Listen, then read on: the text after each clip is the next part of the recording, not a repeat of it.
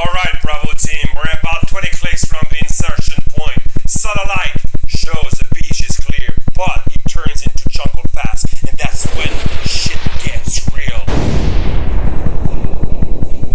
The satellite didn't pick up any heat signature, but that doesn't mean the trees are not crawling with the son of a bitches. So yes, open at all time, understood?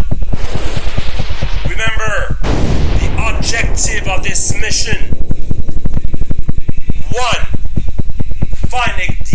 Find and extract any Alpha Team survivor. 2. Provide Dr. Hirzovich here sufficient cover so she can determine the extent the virus has spread. 3. Get the fuck out alive. Do you think you are going to play a fucking video games, bud?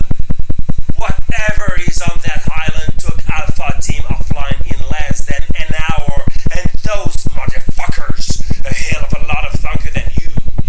The single advantage we have is that we have some sense of what we are walking into. This way, but one day in your life, you get to be smarter than someone, bud. Try not to fuck it up, understood? That goes for the rest of you too. This chopper will pick up as exactly 24 hours after drop-off. I expect everyone